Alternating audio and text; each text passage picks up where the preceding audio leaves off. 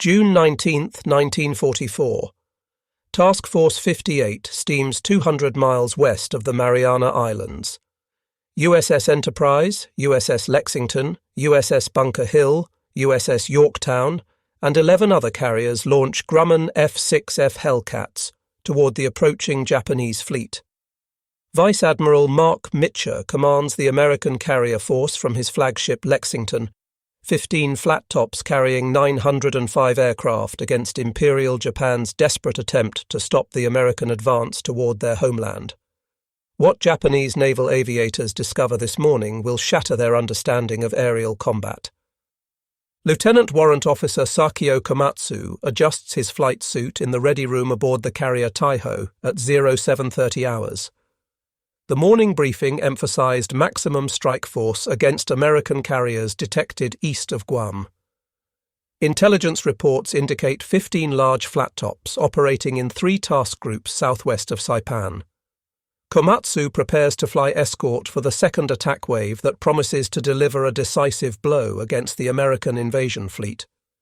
His aircraft carries a centerline drop tank extending range to over 1,000 nautical miles, transforming the nimble fighter into a long-range escort platform. The attack doctrine emerged from Japan's successful operations in 1941 and 1942. Carrier-based strikes against Pearl Harbor, Darwin, and Ceylon achieved devastating results through coordinated attacks by experienced pilots flying superior aircraft. Commander Minoru Genda developed tactics that maximized the Zero's exceptional maneuverability and range advantages against Allied opposition. The concept relies on exploiting the Zero's ability to outturn any enemy fighter while maintaining longer combat endurance than American aircraft. A skilled pilot could dominate aerial engagements through superior positioning and energy management, regardless of numerical disadvantage. Task Force 58 represents America's most powerful carrier deployment since the war began. The 15 carriers include 6 Essex-class vessels displacing 27,000 tons each, with reinforced flight decks designed to operate heavier aircraft. This construction philosophy differs fundamentally from Japanese carriers, with their lightweight structures optimized for maximum aircraft capacity. American designers prioritize durability and damage control over pure numbers, accepting reduced speed in exchange for enhanced survivability against enemy attack. The F6F Hellcat entered service in late 1943 as a direct response to combat experience against the Zero. Grumman engineers designed the aircraft specifically to counter Japanese fighters, using lessons learned from captured Zero specimens and pilot reports. The Hellcat weighs roughly 12,000 pounds fully loaded with a 2,000 horsepower Pratt & Whitney R 2800 double wasp engine providing 380 miles per hour maximum speed. Armor protection includes 212 pounds of plate steel protecting the pilot, oil cooler, and oil tank. Self-sealing fuel tanks prevent catastrophic fires from enemy gunfire. 6.50 caliber Browning machine guns with 400 rounds per gun provide firepower exceeding any Japanese fighter's armament. The Japanese formation launching from carriers Taiho, Shokaku, and Zuikaku includes 128 aircraft approaching Task Force 58 from the west at 24,000 feet altitude. The pilots observe no American aircraft during their initial approach, suggesting tactical surprise against the enemy fleet. Many pilots in the formation completed training just months earlier, with less than 100 hours total flight time. The accelerated training program condensed what previously required 3 years into just 6 months due to mounting pilot losses throughout 1943. Basic combat maneuvers received minimal attention while navigation and formation flying occupied most training hours. Carrier landing practice averaged just 5 successful traps before operational deployment.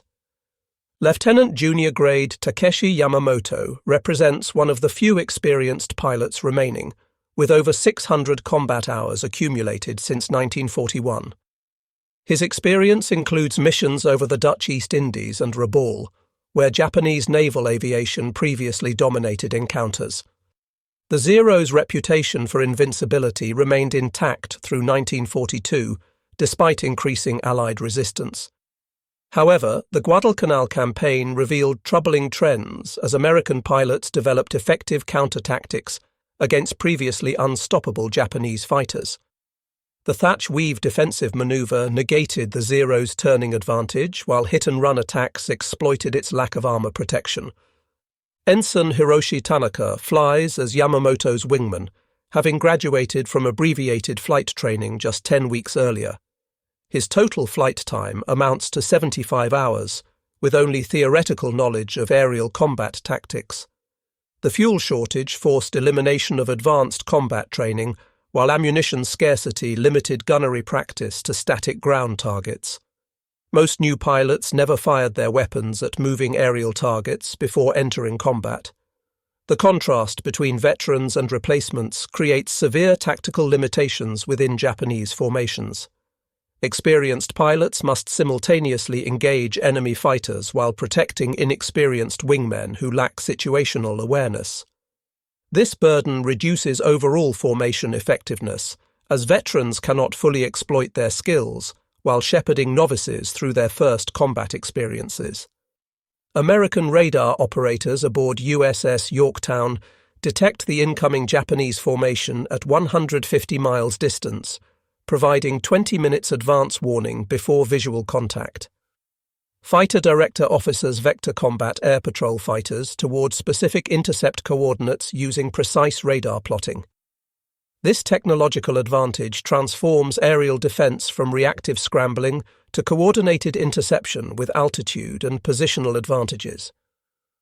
The fighter director system represents revolutionary command and control capability developed through 2 years of combat experience.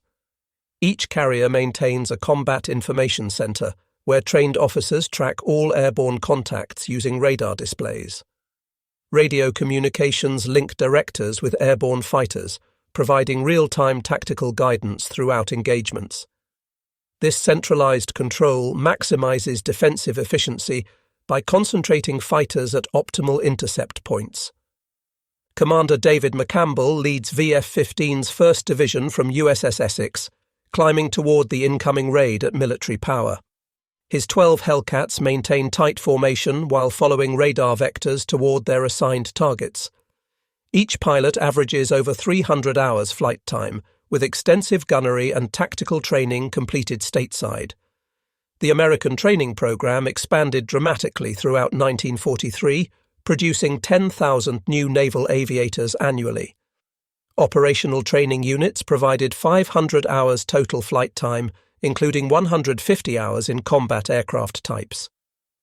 Advanced fighter training emphasized deflection shooting, energy management, and coordinated team tactics against dissimilar aircraft simulating enemy capabilities. The Hellcat's design philosophy prioritizes pilot survival through comprehensive protection systems. Armor plate surrounds the cockpit, including seatback, headrest, and floor panels totaling over 200 pounds. The bulletproof windscreen consists of 1.5-inch laminated glass capable of stopping 7.7mm rounds at point-blank range. Self-sealing fuel tanks use multiple rubber layers that expand when punctured, preventing fuel leaks and fires. The robust airframe withstands significant battle damage while maintaining structural integrity. Test flights demonstrated the Hellcat's ability to absorb multiple 20mm cannon hits while remaining controllable. This durability provides psychological confidence, as pilots know their aircraft can survive encounters that would destroy enemy fighters. The Japanese formation encounters the first Hellcats at 09:15 hours approximately 90 miles west of Guam. The American fighters attack from above and behind using their altitude advantage for high-speed diving passes. Ensign Tanaka breaks left, attempting to force an overshoot, but the Hellcat follows his turn with surprising agility. The American fighter's superior power allows sustained turning at speeds where the Zero's controls become heavy and unresponsive. Multiple .50 caliber rounds strike Tanaka's aircraft, severing control cables and puncturing fuel tanks that immediately ignite. The Zero's lack of armor protection proves catastrophic, as armor-piercing incendiary rounds penetrate the thin aluminum structure. Tanaka's aircraft explodes when flames reach the wing fuel tanks, demonstrating the Zero's vulnerability to concentrated firepower. This shocking destruction contradicts everything Japanese pilots believed about their aircraft's combat superiority. The psychological impact spreads through the formation as pilots witness their fighters destroyed with apparent ease. Commander McCampbell's division executes coordinated slashing attacks against the Japanese formation using superior speed and firepower. The Hellcats dive from 28,000 feet, reaching 450 miles per hour in their attack runs before zooming back to altitude. This energy-based tactical approach negates the Zero's maneuverability advantage while exploiting its inferior high-speed handling characteristics. The Japanese pilots attempt traditional turning engagements, but cannot force the Americans into sustained dogfights. Each Hellcat pilot maintains strict energy discipline, refusing to engage in low-speed turning battles where Zeros excel. The Americans demonstrate remarkable teamwork, with wingmen protecting leaders during attack runs, while maintaining mutual support throughout the engagement. This coordination reflects extensive multi-aircraft tactical training, emphasizing section and division tactics over individual combat. The Hellcat's robust radio equipment enables clear communications despite electromagnetic interference from dozens of simultaneous transmissions. Japanese pilots struggle with inferior radio systems that produce static and feedback, preventing effective tactical coordination. Many Zero pilots disable their radios entirely due to constant interference, relying on hand signals and pre-briefed formations. This communication breakdown compounds tactical disadvantages as Japanese formations fragment under coordinated American attacks.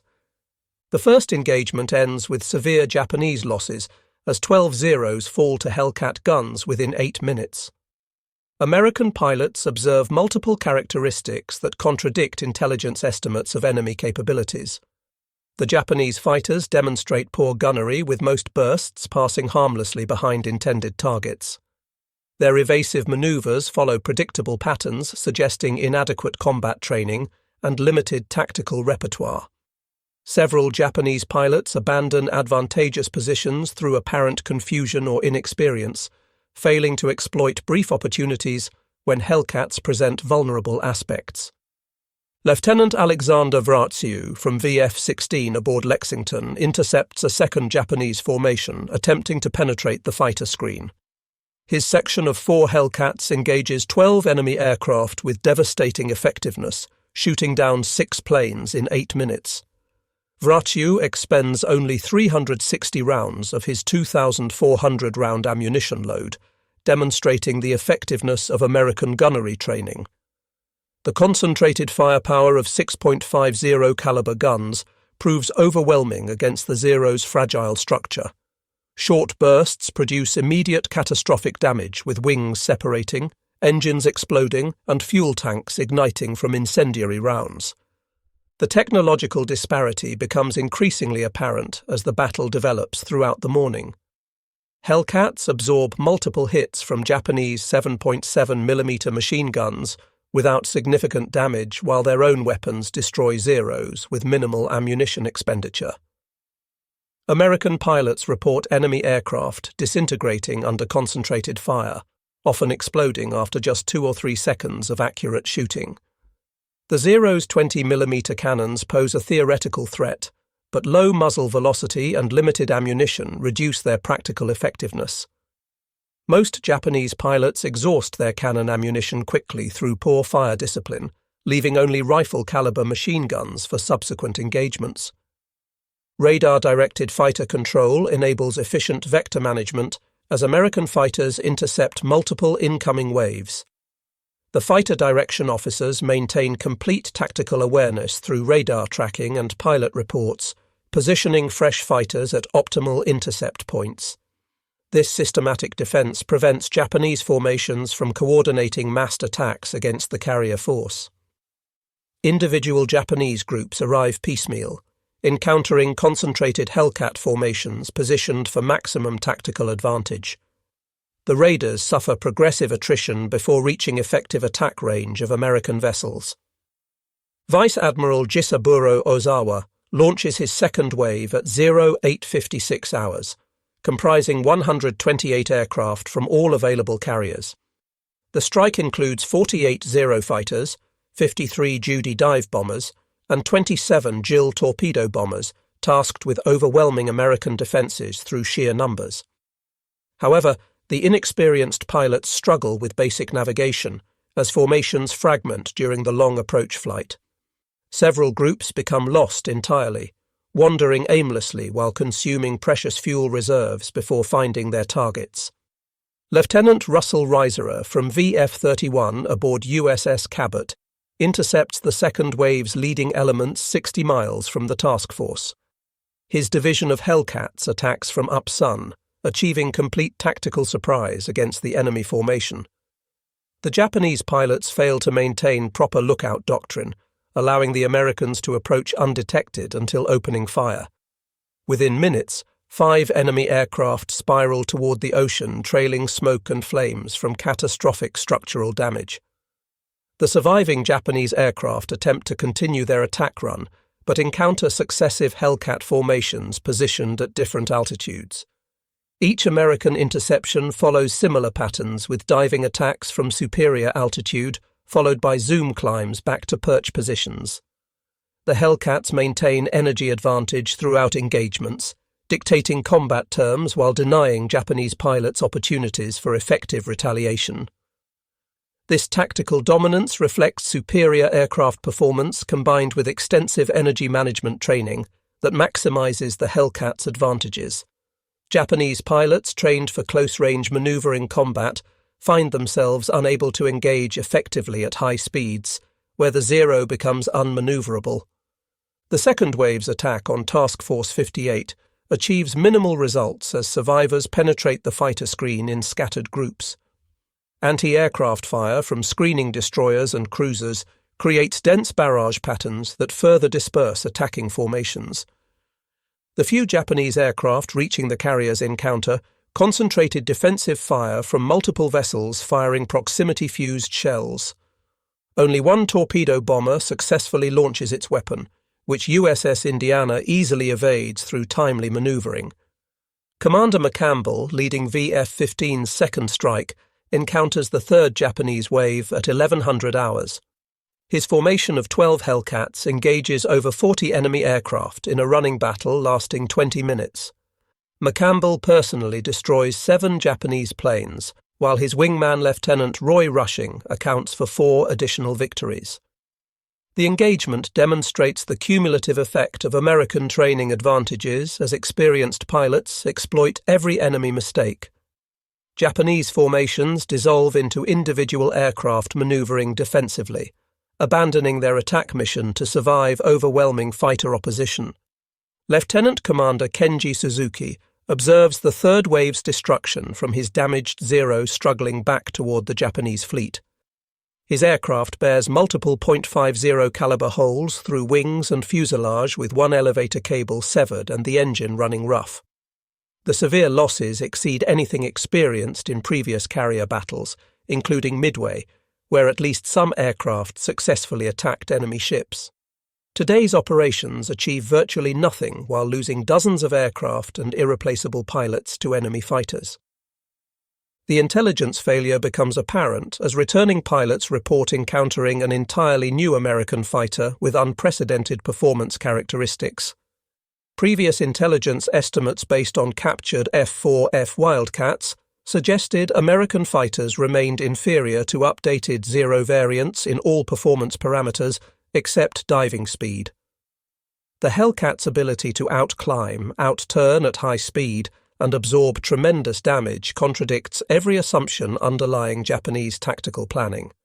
The enemy fighter appears purpose-built to exploit every Zero weakness, while negating its traditional advantages. Aboard Taiho, Admiral Ozawa receives fragmentary reports indicating catastrophic losses among all 3 attack waves. Surviving pilots describe overwhelming fighter opposition, with American aircraft appearing at every altitude and direction. The coordinated defensive system prevents concentration of attacking forces while achieving disproportionate attrition against Japanese formations. Radio intercepts suggest American losses remain minimal despite engaging superior numbers of Japanese aircraft throughout the morning's operations. Air operations officers aboard the Japanese carriers tally the mounting casualties as aircraft fail to return from their missions. The first wave launched 69 aircraft, but only 27 returned to their carriers, with many bearing significant battle damage. The second wave suffers even worse, with barely one-third of 128 aircraft surviving the American fighter gauntlet.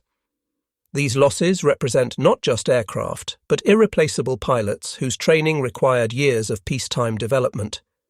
The implications extend beyond immediate tactical defeat to strategic collapse of Japanese naval aviation capability. The returning pilots exhibit signs of severe psychological trauma from their encounter with American fighters. Young aviators who graduated training just weeks earlier describe terror and helplessness facing an enemy that seems invulnerable to their attacks. Their 7.7mm machine guns appear completely ineffective, while American 50s tear their aircraft apart with devastating efficiency. The myth of the Zero's invincibility shatters completely as pilots witness squadron mates destroyed without opportunity for effective resistance. Veteran pilots like Yamamoto struggle to comprehend the reversal of aerial superiority they enjoyed throughout the war's early years. The tactical methods developed through successful campaigns in China, Southeast Asia, and the Pacific no longer function against this new American fighter. Years of combat experience become meaningless when the enemy refuses engagement on terms where Japanese pilots excel. The psychological foundation of Japanese naval aviation, built on technical superiority and pilot skill, crumbles in a single morning's combat. Morale aboard Japanese carriers plummets as maintenance crews count empty parking spots where aircraft should have returned. The flight decks, designed to operate 75 aircraft each, now hold scattered remnants of once powerful air groups. Mechanics and armourers who prepared aircraft for the morning's strikes stand idle with no machines to service or weapons to load. The human dimension of defeat becomes apparent as friends and squadmates fail to return from what promised to be a decisive victory. Admiral Ozawa contemplates the implications of continuing operations with drastically reduced air groups. The fourth wave of 82 aircraft prepared for launch, but reconnaissance reports indicate the American carriers maintain full combat capability despite 3 massed attacks. The sacrifice of additional pilots and aircraft seems pointless against an enemy that demonstrates overwhelming tactical and technical superiority. Yet withdrawal abandons the Saipan garrison and acknowledges defeat in what Japanese planners considered the decisive battle for Pacific supremacy.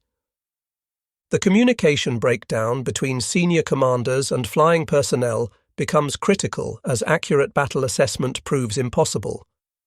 Surviving pilots provide conflicting reports about enemy strength and capabilities, while staff officers struggle to compile coherent tactical analysis. The traditional Japanese emphasis on spiritual determination over material factors prevents honest evaluation of American advantages.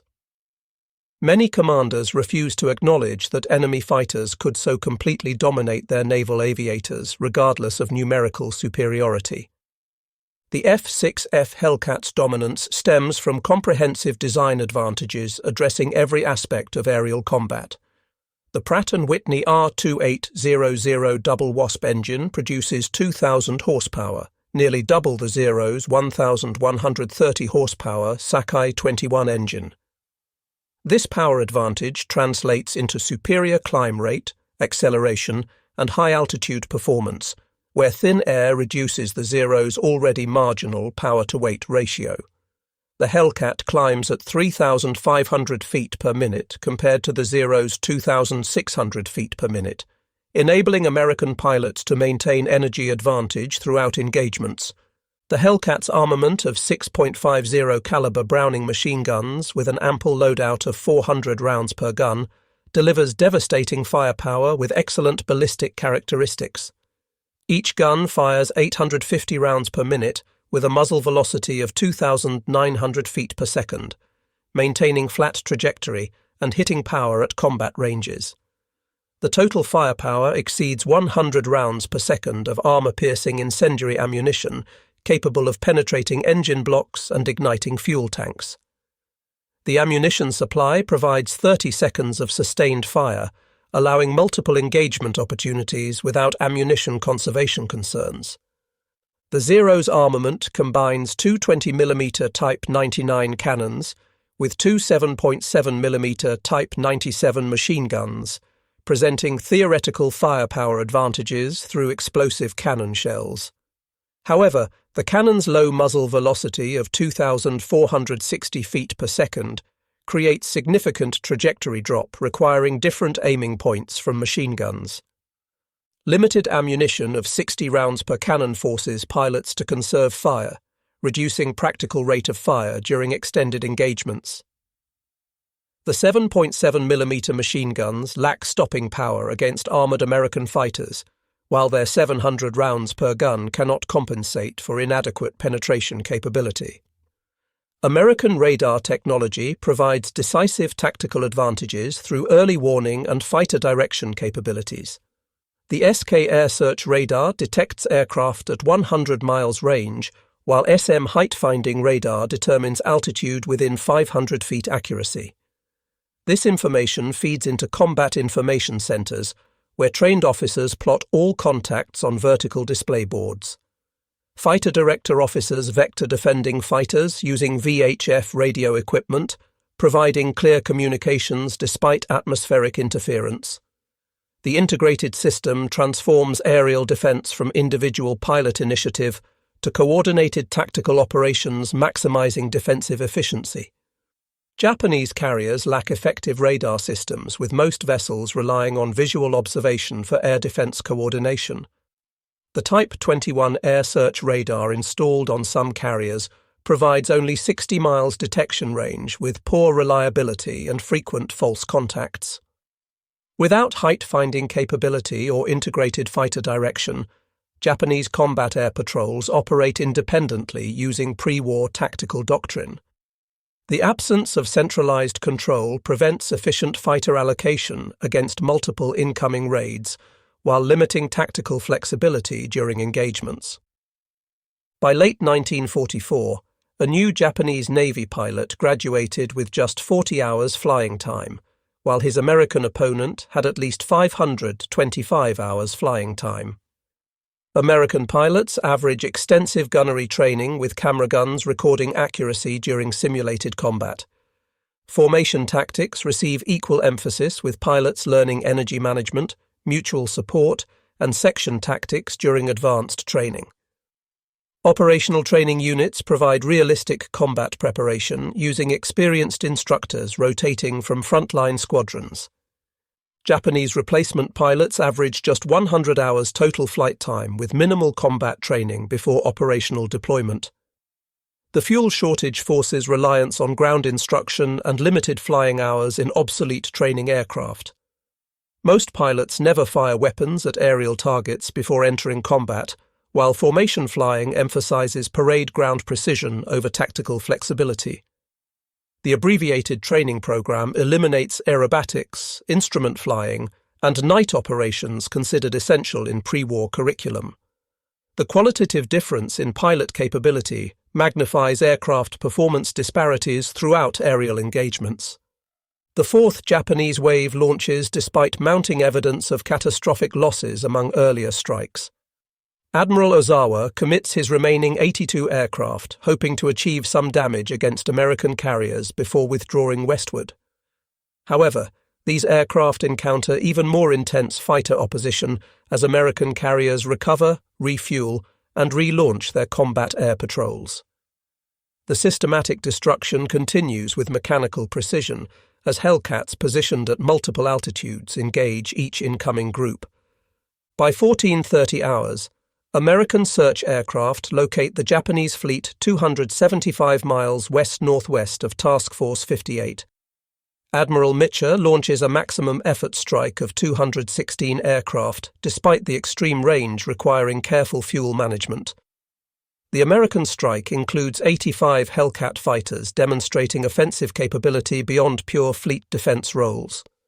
While Japanese carriers struggle to maintain minimal defensive patrols with surviving aircraft, American carriers surge overwhelming offensive power. The role reversal from morning's defensive success to afternoon offensive operations showcases American operational superiority. The American strike finds Japanese carriers virtually defenseless, with only 35 operational fighters remaining from over 400 aircraft available that morning. Hellcat fighters sweep aside token opposition, while dive bombers and torpedo planes attack without significant interference. The carrier Hio sinks after multiple torpedo hits, while Zuikaku and Chiyoda suffer severe damage from bomb strikes. Japanese anti-aircraft fire proves ineffective against coordinated attacks pressed home with determination by experienced American pilots. The return flight occurs after sunset, creating navigation challenges as pilots struggle to locate their carriers in darkness. Admiral Mitchell makes the unprecedented decision to illuminate his carriers despite submarine threats, turning on searchlights and deck lights to guide returning aircraft. This calculated risk prioritizes aircrew recovery over ship security, demonstrating American confidence in their tactical position. Despite losing 80 aircraft to fuel exhaustion and night landing accidents, personnel recovery reaches 85% as destroyers rescue pilots from the water. The operational tempo continues as carriers prepare for dawn searches to locate the retreating Japanese fleet. Admiral Ozawa's withdrawal acknowledges complete defeat with only 35 operational aircraft remaining from 430 embarked that morning. The Japanese fleet that entered battle expecting decisive victory retreats, having accomplished nothing beyond confirming American aerial supremacy. The loss ratio exceeds 10-1 in favor of American forces with Japanese naval aviation, effectively eliminated as an offensive force. The implications extend beyond immediate tactical defeat, as Japan lacks resources to rebuild carrier air groups before American forces approach the home islands. The Battle of the Philippine Sea demonstrates that technological superiority combined with superior training can completely negate enemy tactical doctrine regardless of determination or experience. Japanese naval aviation built its reputation on superior aircraft and extensively trained pilots achieving decisive victories throughout 1941 to 1942. The Zero fighter dominated every opponent through exceptional maneuverability and range, while pilots accumulated combat experience across multiple campaigns. This combination created psychological supremacy, where Allied pilots entered combat expecting defeat against Japanese fighters. The Hellcat's introduction reverses this dynamic completely through purpose-built design, specifically countering Japanese advantages. American designers accepted weight penalties for armor and self-sealing tanks, creating an aircraft that survived damage that destroyed Zeros instantly. The powerful engine provided performance margins, allowing pilots to dictate engagement terms while avoiding situations where Zeros excelled. The massive firepower of 650 caliber guns overwhelmed Japanese aircraft structures designed for minimum weight rather than battle damage resistance. The American training system's expansion demonstrates industrial age warfare's triumph over craftsman tradition. While Japan struggled to train hundreds of replacement pilots using abbreviated programs, America trained thousands using systematic curriculum developed through operational analysis. The assembly line approach to pilot production achieved consistent quality through standardized instruction and extensive flying hours. Each American pilot represented an interchangeable component in the naval aviation system, rather than an irreplaceable individual whose loss crippled unit effectiveness.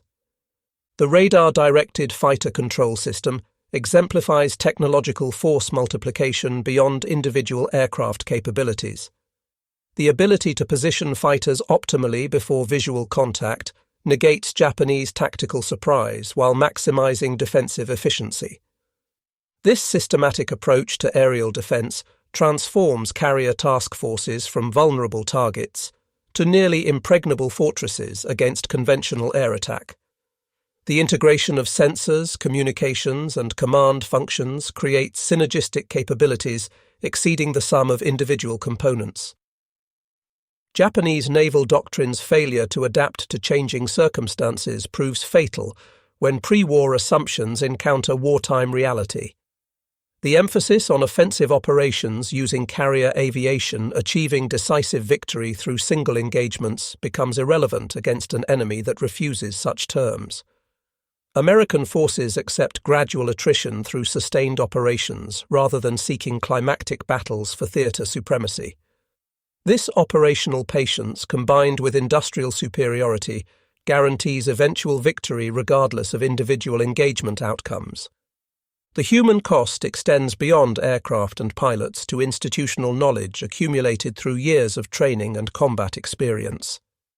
Japan's pre-war naval aviators represented an elite cadre whose skills required extensive development through rigorous selection and training. Their loss cannot be replaced through abbreviated wartime programs that produce pilots with minimal competence rather than excellence. The qualitative decline becomes self-reinforcing as inexperienced pilots suffer disproportionate losses, further degrading overall force effectiveness.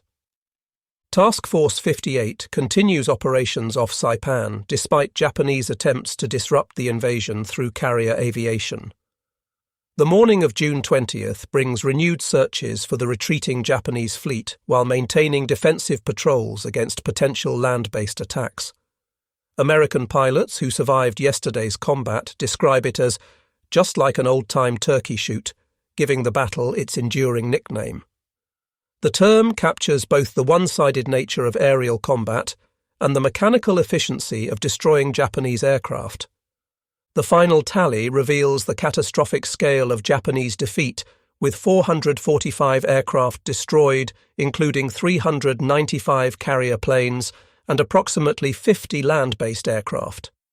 American losses total 123 aircraft, with 80 falling to operational accidents rather than enemy action. Only 43 American planes fall to Japanese fighters and anti-aircraft fire during 2 days of intense aerial combat. The 10-to-1 exchange ratio exceeds any previous carrier battle, including the decisive American victory at Midway. More significantly, Japan loses over 400 pilots, including instructors recalled from training units representing the last reservoir of experienced naval aviators. Admiral Ozawa's report to Combined Fleet Headquarters acknowledges the effective destruction of Japanese carrier aviation as an offensive force. The surviving carriers possess ships and aircraft but lack trained pilots capable of conducting effective operations against American forces.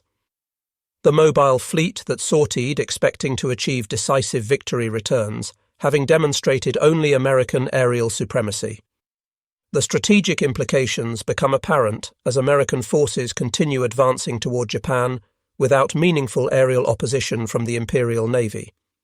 The technological revolution in naval warfare demonstrated at Philippine Sea influences post-war aviation development worldwide. The integration of radar, communications, and fighter control establishes patterns followed by every major Navy-seeking carrier aviation capability. The emphasis on pilot survivability through aircraft protection and systematic training becomes standard practice, replacing pre-war acceptance of attrition. The Hellcat itself continues serving through the Korean War, adapted for ground attack missions that exploit its robust construction and heavy armament. American industrial superiority ultimately proves decisive through quantity and quality advantages that overwhelm Japanese forces regardless of tactical innovation or individual courage. The ability to produce thousands of aircraft monthly while training pilots to operate them effectively creates insurmountable numerical superiority. Each American loss can be replaced multiple times, while Japanese losses become permanent degradation of combat capability. The production statistics reveal the hopelessness of Japan's position. America produces 96,000 aircraft in 1944, while Japan manages only 28,000 despite total national mobilization. The Hellcat achieves the highest kill ratio of any American fighter with 5,223 confirmed victories against 270 losses in aerial combat. This 19-to-1 ratio exceeds every other aircraft type, while accounting for 75% of all Navy aerial victories despite entering service halfway through the war. The F6F validates the design philosophy prioritizing pilot survival and firepower over pure performance metrics. Veterans consistently praise the Hellcat's forgiving flight characteristics and ability to absorb battle damage while maintaining combat effectiveness. Japanese naval aviation never recovers from the Marianas disaster, relegated to desperate kamikaze attacks that sacrifice pilots and aircraft for minimal strategic impact. The institutional knowledge accumulated through decades of development disappears in a single day's combat against superior American forces. The Zero fighter that symbolized Japanese aerial supremacy becomes synonymous with obsolescence and vulnerability against modern American fighters. The psychological impact extends beyond military defeat to national recognition that spiritual determination cannot overcome material inferiority against industrial democracy's arsenal. The Battle of the Philippine Sea represents the culmination of American naval aviation development from Pearl Harbor's disaster through methodical construction of overwhelming superiority. The carrier task forces that Japan attacked in 1941, hoping to eliminate American Pacific presence, return multiplied tenfold with superior aircraft, pilots, and tactical doctrine. The transformation from desperate defense to offensive supremacy occurs through systematic application of industrial resources, technological innovation, and operational analysis.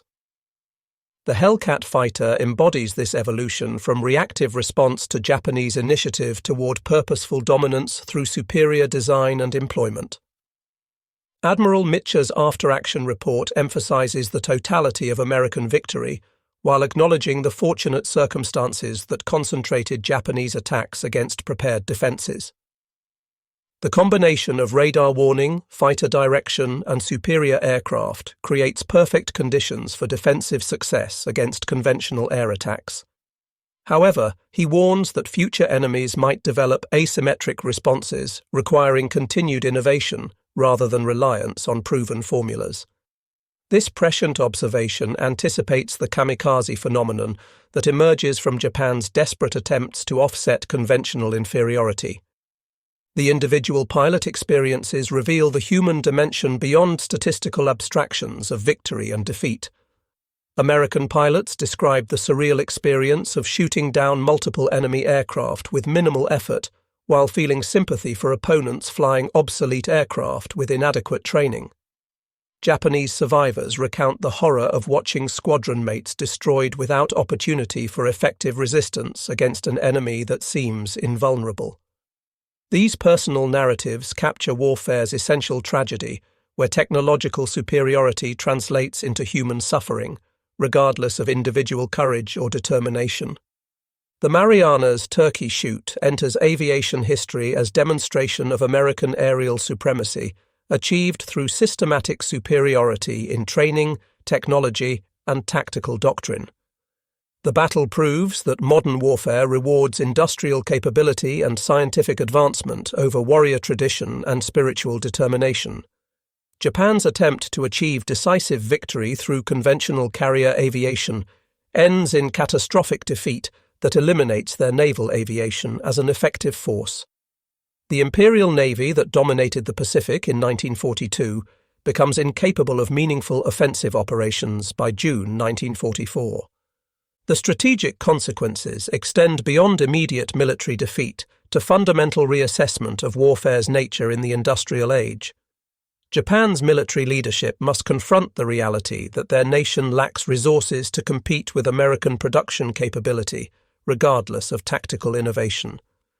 The decision to continue fighting despite mathematical certainty of defeat reflects cultural inability to accept surrender rather than rational strategic calculation. The kamikaze phenomenon emerges from this cognitive dissonance between accepting defeat's inevitability while refusing its implications. The sinking of carriers Shokaku and Taiho by American submarines on June 19th compounds the aerial defeat with irreplaceable platform losses. Shokaku, veteran of Pearl Harbor and every major carrier battle except Midway, succumbs to torpedoes from USS Kavala while refueling aircraft. Taiho, Japan's newest and most advanced carrier with an armoured flight deck, sinks from a single torpedo hit that causes catastrophic vapour explosions. These losses eliminate not just ships, but the institutional experience of their crews who cannot be replaced before war's end. The technological and training advantages demonstrated during the Marianas Turkey Shoot establish patterns that continue throughout the Pacific War's remainder. American forces advance inexorably toward Japan, while Japanese forces attempt increasingly desperate defensive measures without meaningful success. The carrier task forces that seemed vulnerable to Japanese attack in 1941 become unstoppable instruments of American power projection by 1944. The transformation from defensive response to offensive supremacy occurs through methodical application of industrial democracy's advantages against military autocracy's limitations. The battle's aftermath sees American carriers continuing operations off Saipan, while Japanese survivors retreat to anchorages beyond American aircraft range. The invasion proceeds without meaningful interference from Japanese naval aviation that ceased to exist as an effective force. The airfields on Saipan, Tinian, and Guam soon host B-29 bombers that bring strategic bombing to Japan's home islands. The carrier battle intended to prevent this outcome instead confirms American ability to project power wherever their national strategy requires, regardless of Japanese opposition. Veterans of the Philippine Sea battle remember the morning of June 19, 1944, as the day American naval aviation achieved unquestioned supremacy over its Japanese opponents. The months of preparation, training, and technological development culminate in a few hours of aerial combat that eliminate Japanese carrier aviation's offensive capability. The Hellcat fighter proves itself as the weapon that transforms American carriers from vulnerable targets into dominant instruments of naval power. The pilots who fly these aircraft demonstrate that systematic training can produce competent aviators in quantity, overwhelming elite opponents through numerical and qualitative superiority.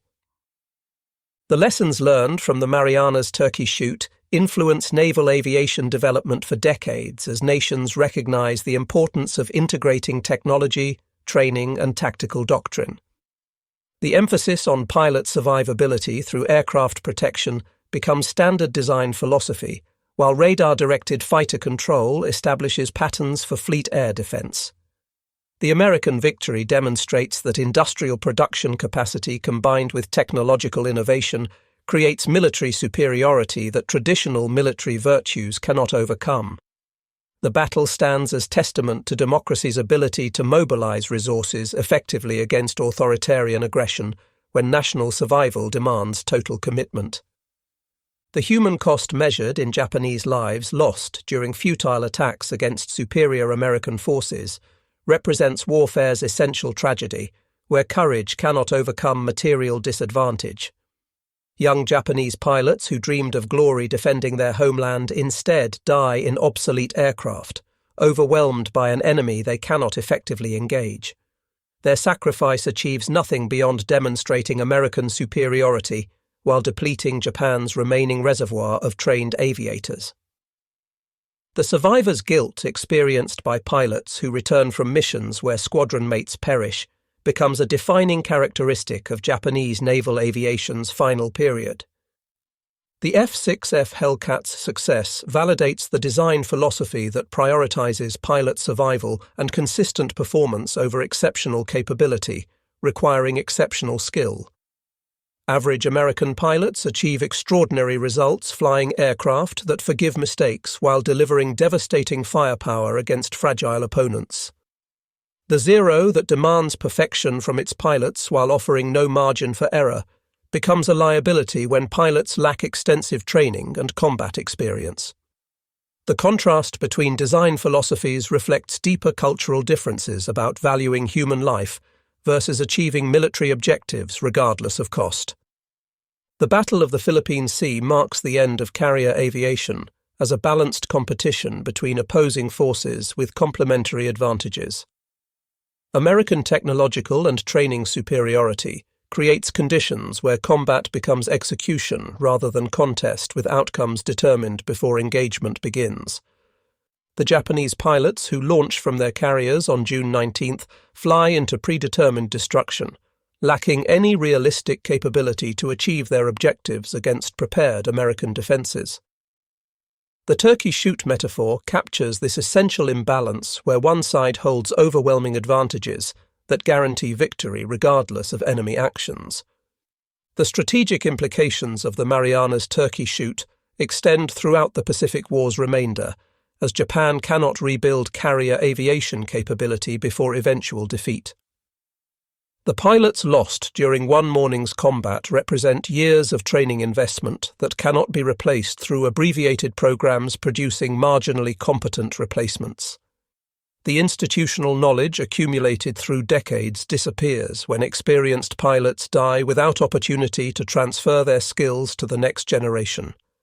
The qualitative collapse becomes irreversible as inexperienced pilots suffer disproportionate losses in subsequent operations, further degrading overall effectiveness. The morning of June 19, 1944, witnesses the destruction of Japanese naval aviation as an effective military force through systematic demonstration of American superiority. The F6F Hellcat fighter serves as the principal instrument of this victory, combining protective design, powerful armament, and superior performance in an aircraft that average pilots can employ effectively. The integration of radar warning, fighter direction, and coordinated tactics creates defensive efficiency that overwhelms Japanese attacks regardless of determination or tactical innovation. The battle proves that industrial democracy's arsenal can produce military superiority through methodical application of technological and training advantages against traditional military opponents who rely on spiritual factors to overcome material disadvantages. The Marianas Turkey Shoot enters history as the decisive moment when American naval aviation achieved supremacy that continues through the Pacific War's conclusion. The Japanese carriers that once projected power throughout the Pacific become floating targets for American aircraft they cannot effectively oppose.